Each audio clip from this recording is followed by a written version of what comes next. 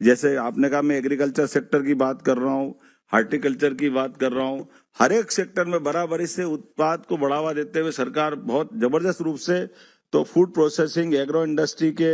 हमारे अलग अलग प्रकार के mega food park, cold chain, warehouse जैसी सुविधाएं तैयार है। आईटी और डिजिटल सेक्टर में भी हमने बहुत तेजी से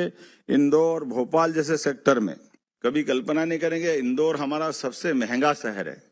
और महंगे शहर में भी महंगे में सबसे ज्यादा तो MR10 की कीमत है,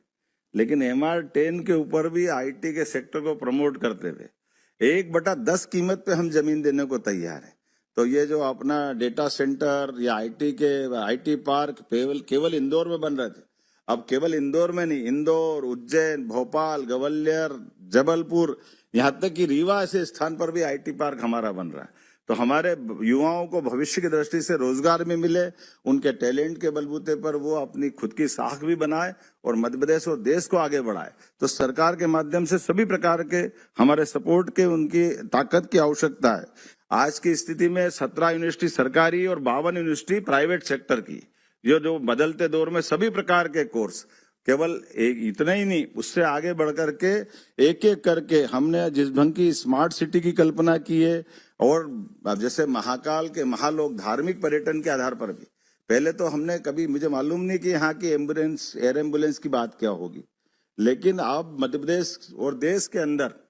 5 लाख तक का इंश्योरेंस माननीय मोदी जी के माध्यम से जब मिल रहा है, जिसको आयुष्मान योजना की कार्ड की बात कर रहे हैं, लेकिन 70 साल से बड़ी आयु सीमा में कोई भी जाति का व्यक्ति, सबको 5 लाख तक का इंश्योरेंस माननीय मोदी जी ने दिया है। और हमने भी निर्णय किया है कि मध्य प्रदेश राज्य सरकार के माध्यम से इसमें पूरे देश में सबसे तेज गति से अगर आयुष्मान कार्ड बन रहा तो हमारे पास बन रहा, और हमने न केवल बीमार हो तो एम्बुलेंस आएगी,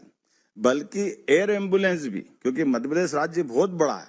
तो कोई भी व्यक्ति बीमार हो, डॉक्टर और कलेक्टर डिसाइड कर दे कि हाँ, इसको सिंगरौली के बजाय इंदौर पहुंचाना पड़ेगा क्योंकि इसकी जान बचाना है, या जबलपुर दिल्ली पहुंचाना, तो 1 रुपया उसका नहीं लगेगा। एयर एम्बुलेंस फ्री सरकार की तरफ से देने का निर्णय मध्य प्रदेश सरकार ने लागू कर दिया अपने राज्य के अंदर। टूरिज्म के सेक्टर की बात आ रही है, अब बताओ, आप अंदाज लगा लो, 100 करोड़ की होटल आप अगर बनाते हो तो 100 करोड़ की होटल में, होटल आपकी व्यापार व्यवसाय आप करोगे, भले ही आप यहां से भी काम करोगे, तो 30 करोड़ की सब्सिडी हमारी सरकार की तरफ से देने को तैयार है। लेकिन मध्य प्रदेश सरकार ऐसी कई सारी योजनाओं को लेकर के बहुत सारे प्रकार से प्रमोशन कर रही है।